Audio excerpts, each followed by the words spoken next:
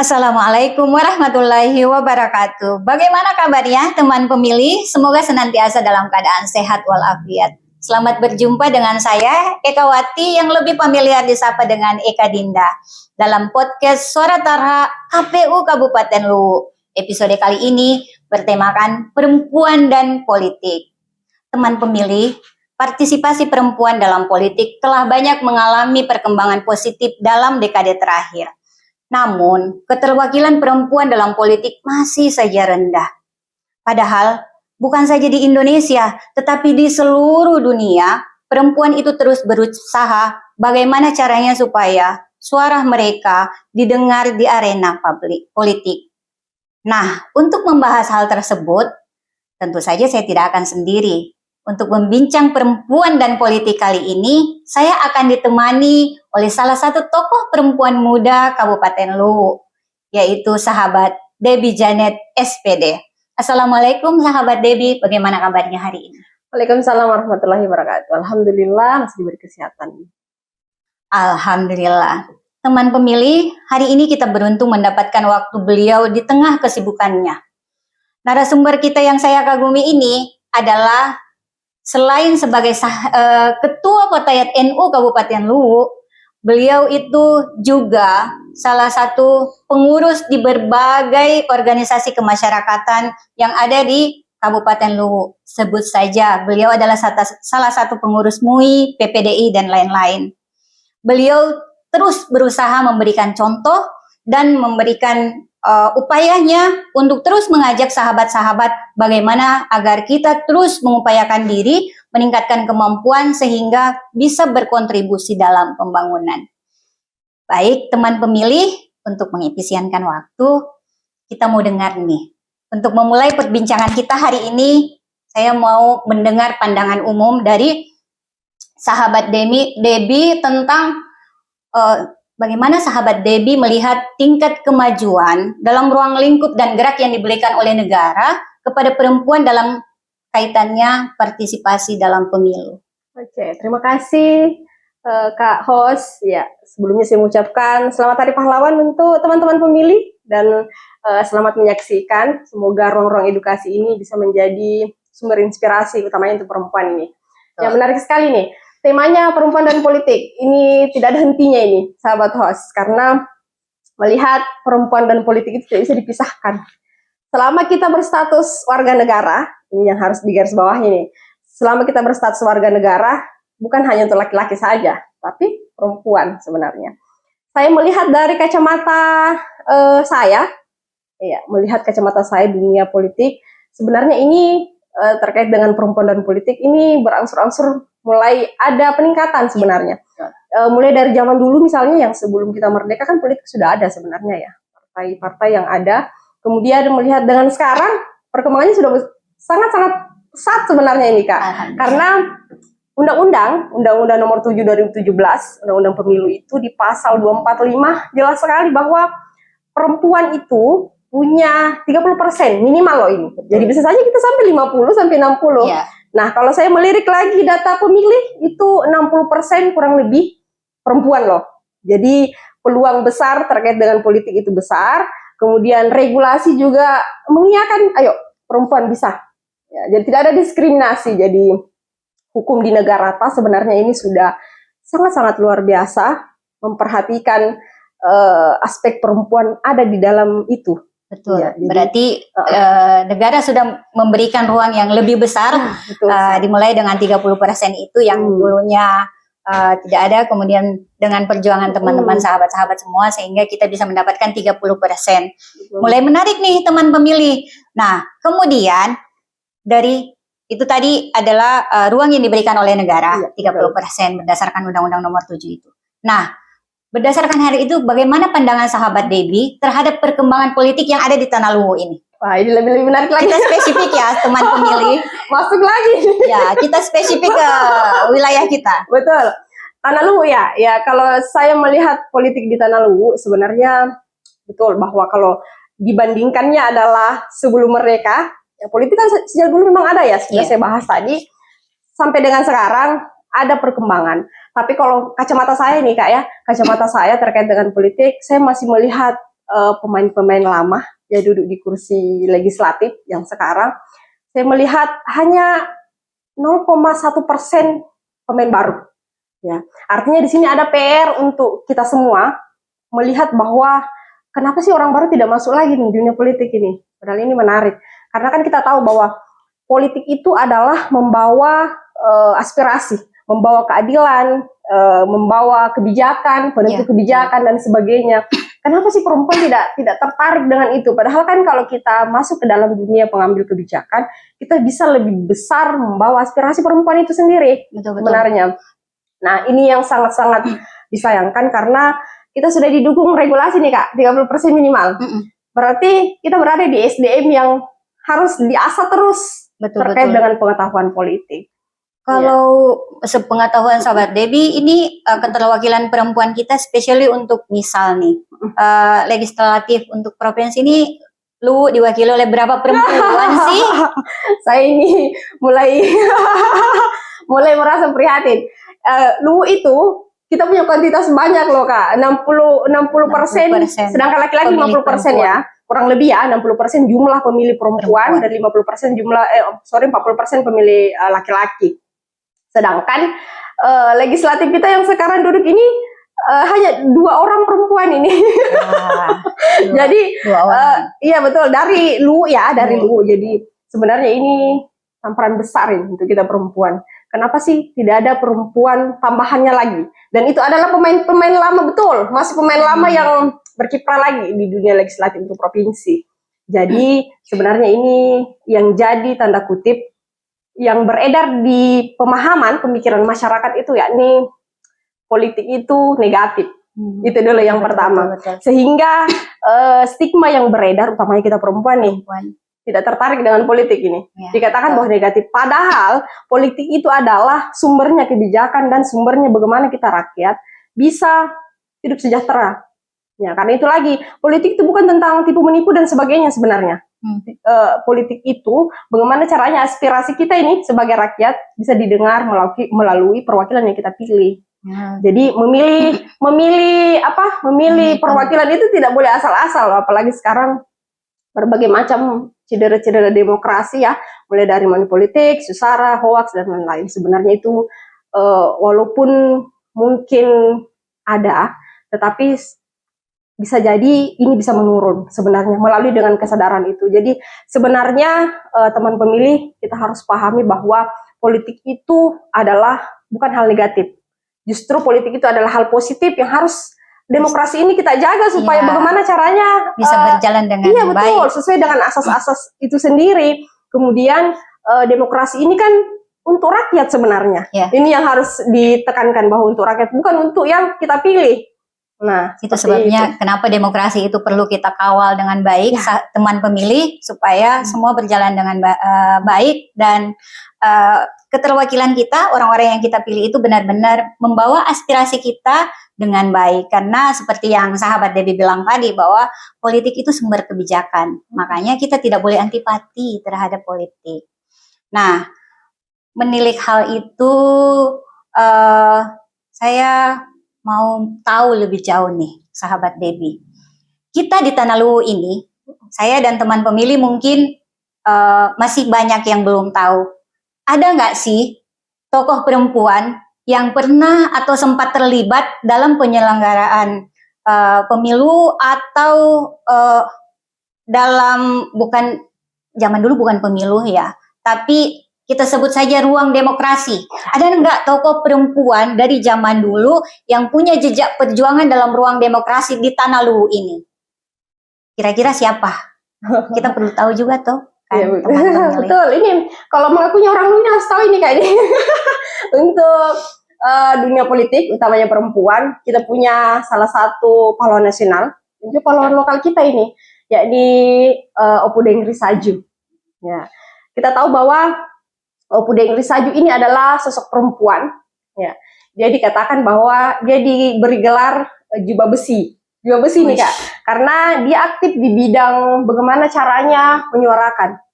Kita tahu bahwa sebelum merdeka, Opu Deng Risaju kan ini seorang perempuan ya, perempuan kuat, dia maju ke dunia politik.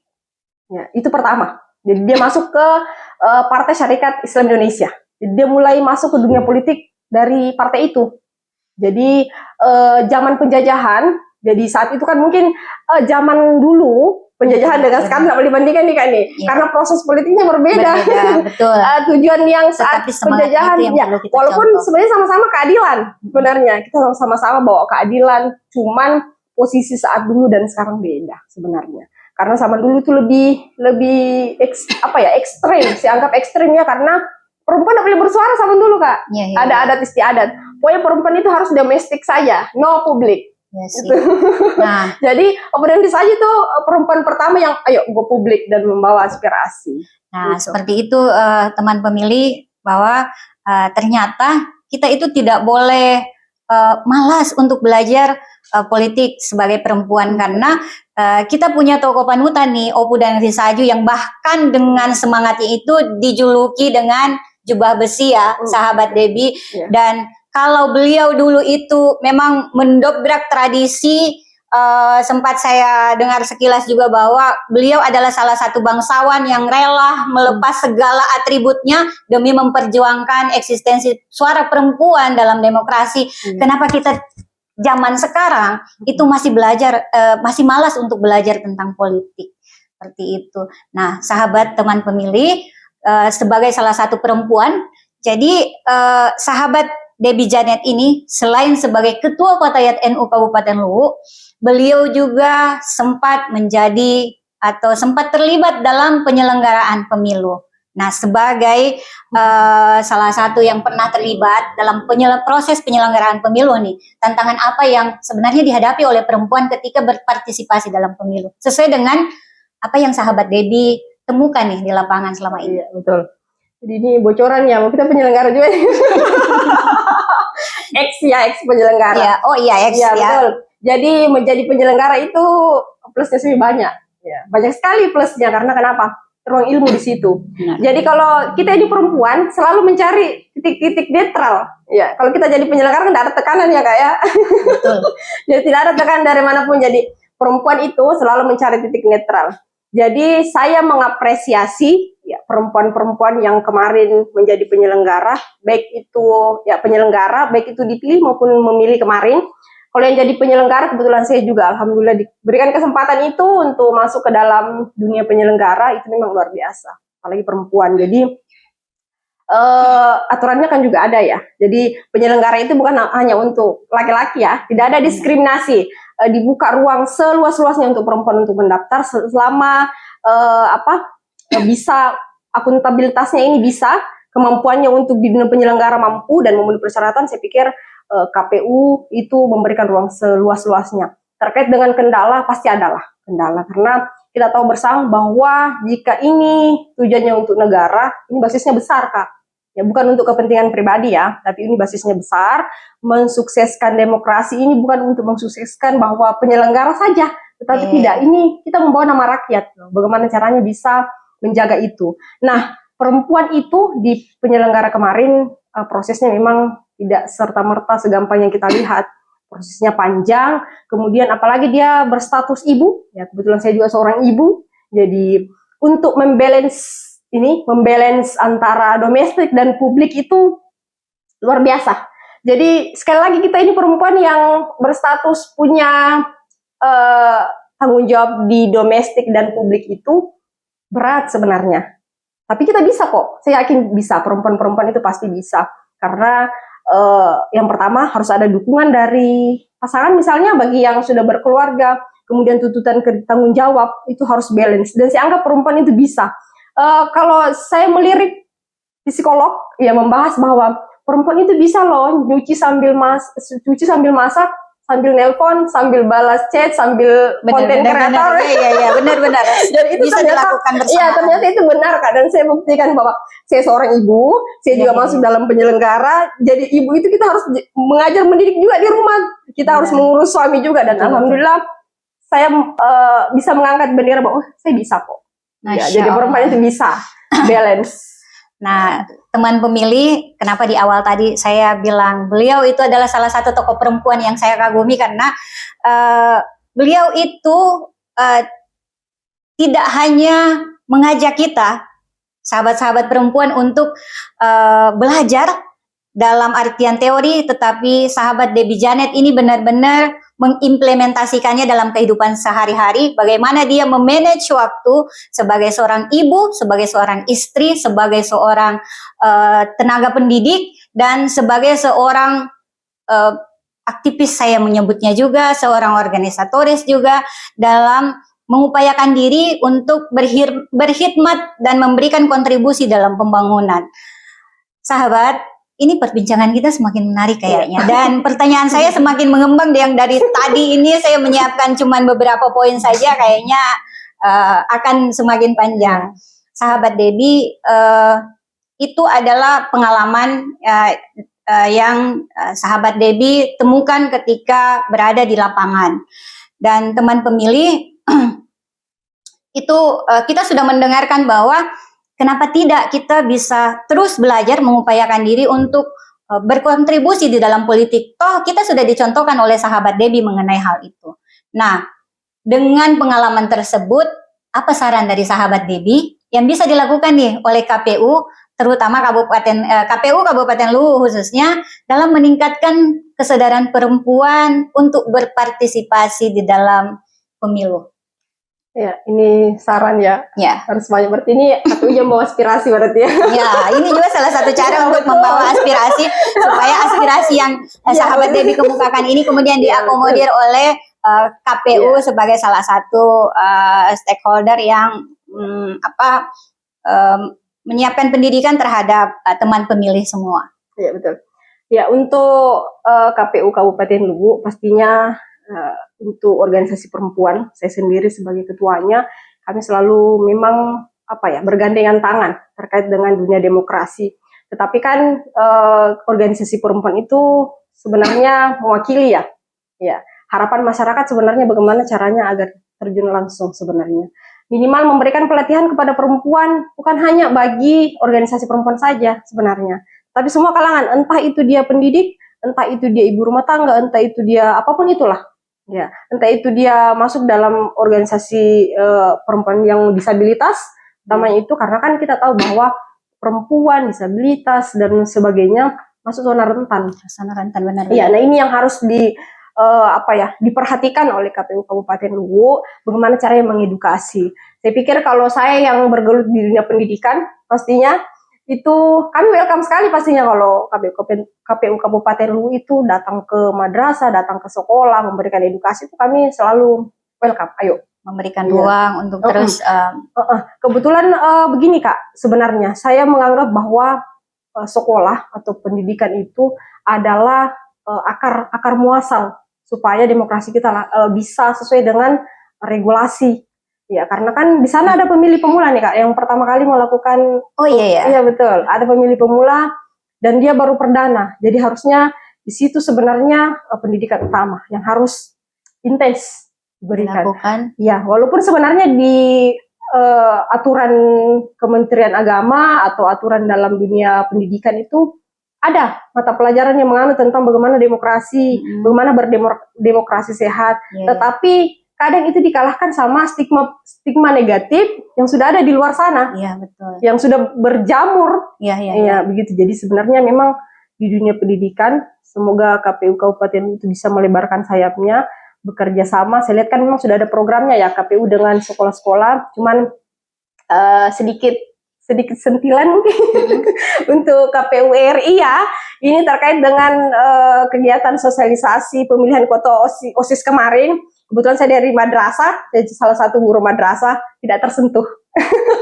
Oh, yang kemarin madrasah tidak ikut ya? Jadi melalui sini saya membawa aspirasi juga ternyata, walaupun saya bukan legislatif ya.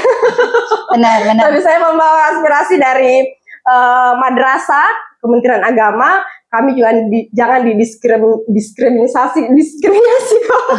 Kami jangan dibeda-bedakan dengan sekolah. Kami juga adalah apalagi namanya generasi bangsa. Kami juga berhak mendapat pendidikan demokrasi, jangan hanya untuk sekolah saja, tapi untuk madrasah juga. Oh, berarti yang kemarin ini masih ini ya, Betul.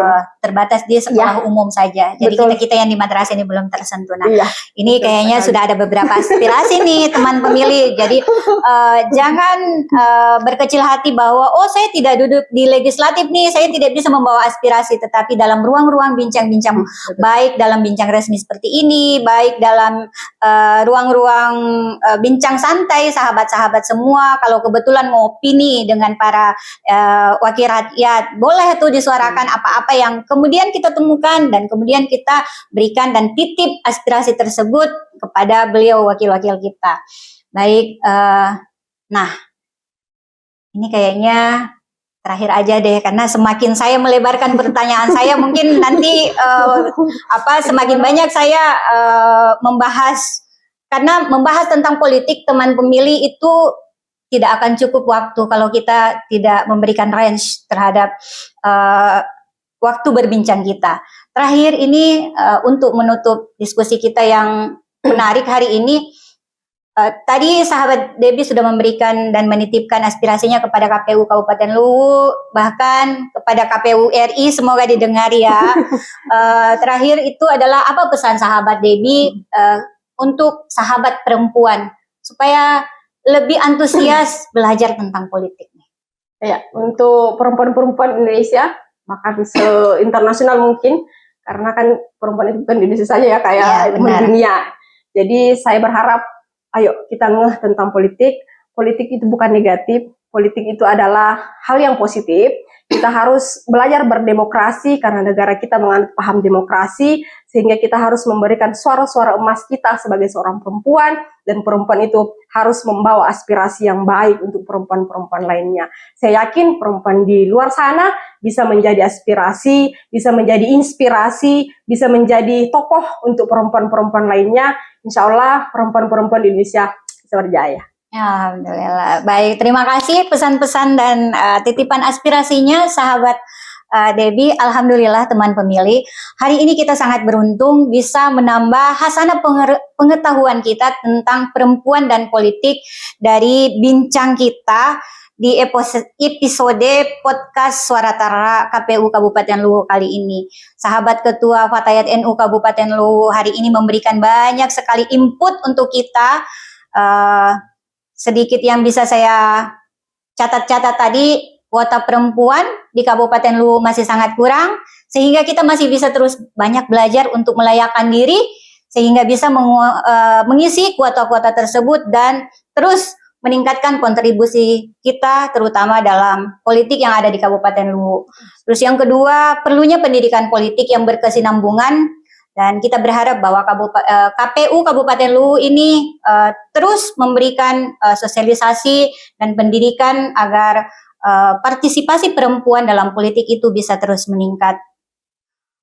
Terima kasih banyak waktunya, sahabat Ketua Fatayat NU Kabupaten Luwu. Semoga perbincangan kita hari ini menambah semangat bagi kita perempuan untuk lebih memacu diri lagi, belajar tentang politik sehingga bisa memenuhi ruang-ruang strategis dalam masyarakat.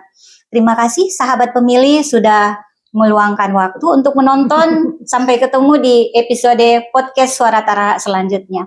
Saya Eka Dinda sebagai host yang memandu acara episode kali ini. Semoga kita bisa bertemu di ruang yang lebih seru lagi.